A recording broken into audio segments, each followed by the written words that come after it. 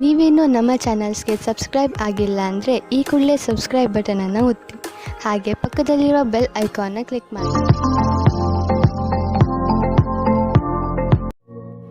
ಈ ಹೊಸ ವರ್ಷದಲ್ಲಿ ನಿಮ್ಮ ರಾಶಿಯ ಭವಿಷ್ಯ ಹೇಗಿದೆ ಎಂದು ಸಂಕ್ಷಿಪ್ತವಾಗಿ ಹೇಳುವುದಾದರೆ, ಈ ವರ್ಷ ನಿಮ್ಮ ಪಾಲಿಗೆ ಸಾಕಷ್ಟು ಶುಭ ಫಲಗಳನ್ನು ಹೊತ್ತು ತರಲಿದೆ.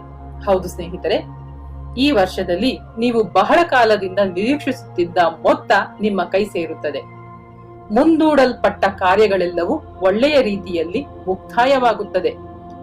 ಉದ್ಯೋಗಾಸಕ್ತರಿಗೆ ಪರ ರಾಜ್ಯದಲ್ಲಿ ಅಥವಾ ಪರದೇಶದಲ್ಲಿ ಒಳ್ಳೆಯ ಉದ್ಯೋಗ ಸಿಗುತ್ತದೆ.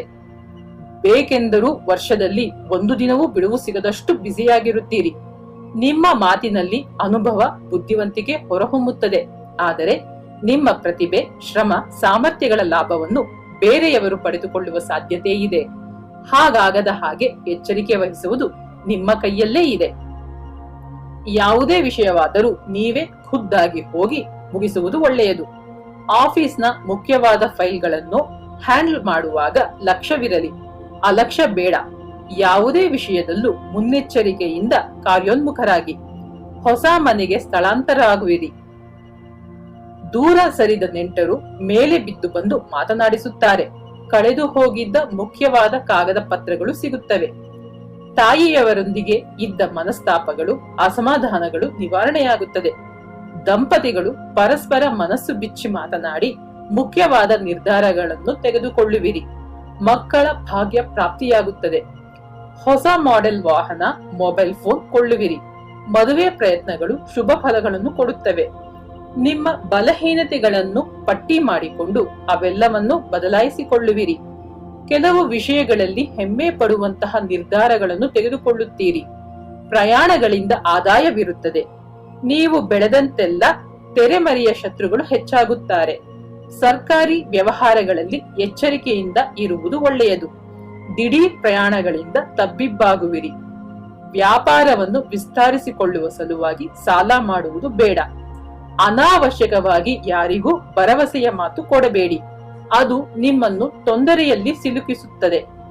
ಆಫೀಸ್ನಲ್ಲಿ ಕೆಲಸದ ಭಾರ ಇರುತ್ತದೆ. ಹೊತ್ತುಗೊತ್ತು ಇಲ್ಲದೆ ದುಡಿದು ಪ್ರಯೋಜನವಿಲ್ಲವಲ್ಲ ಎಂದು ಆತಂಕ ಸೃಷ್ಟಿಯಾಗುವ ಸಂದರ್ಭವೂ ಬಂದೊದಗಬಹುದು. ಹೊಸದಾಗಿ ಬರುವ ಮೇಲಧಿಕಾರಿಯಿಂದ ಕೆಲಸದಲ್ಲಿ ಒತ್ತಡಗಳು ಉಂಟಾಗುತ್ತವೆ.